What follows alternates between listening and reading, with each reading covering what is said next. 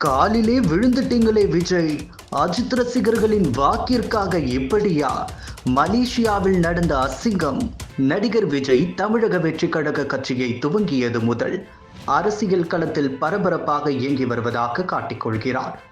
ஆனால் உண்மையில் கடந்த 1.5 ஆண்டுகளாக இயக்குனர் வினோத் இயக்கத்தில் ஜனநாயகன் திரைப்படத்தில் ஆக்டிவாக நடித்துக் கொண்டுதான் இருக்கிறார் விஜய். படம் வர பொங்கலுக்கு வெளியாக இருக்கிறது.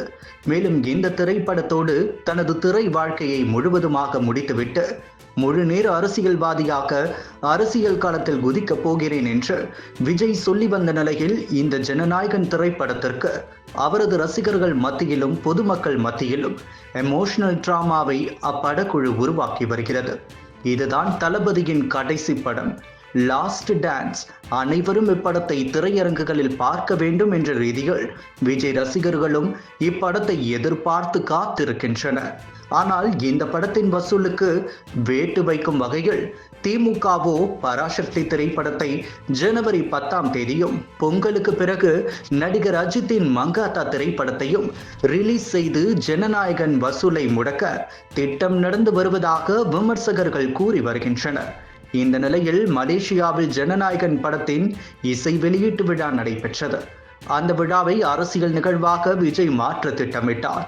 ஆனால் இந்த நிகழ்ச்சிகள் அரசியல் இருக்கக்கூடாது என மலேசிய அரசு எச்சரிக்கை விடுக்க அந்த முடிவை விஜய் கைவிட்டார்.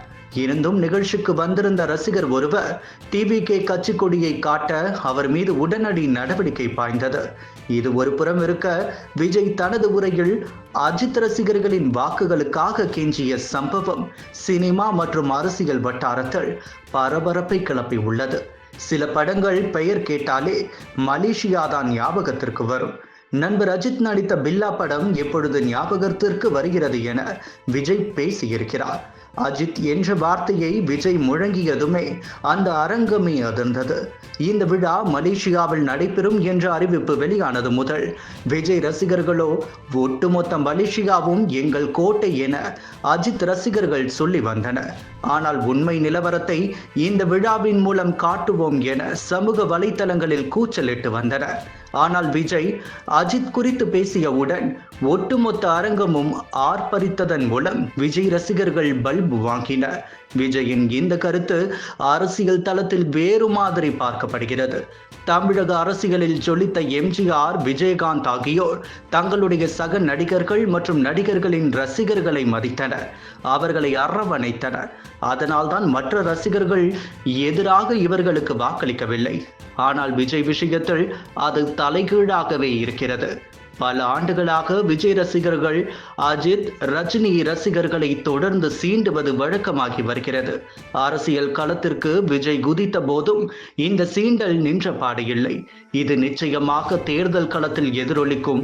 விஜய்க்கு எதிராக அஜித், ரஜினி ரசிகர்கள் ஒன்று திரண்டு வாக்களிப்பர் என்று தேர்தல் நிபுணர்கள் கூறி வந்த நிலைகள் அதை சரிக்கட்ட விஜய் தேர்தலுக்கு இன்னும் 4 மாதங்கள் இருக்கும் சூழ்நிலைகள் அஜித்தின் மாசை அங்கீகரித்து பேசியிருப்பது நிச்சயம் அஜித் ரசிகர்களின் வாக்குகளை டார்கெட் வைத்தே என்று நிபுணர்கள் கூறி வருகின்றனர்.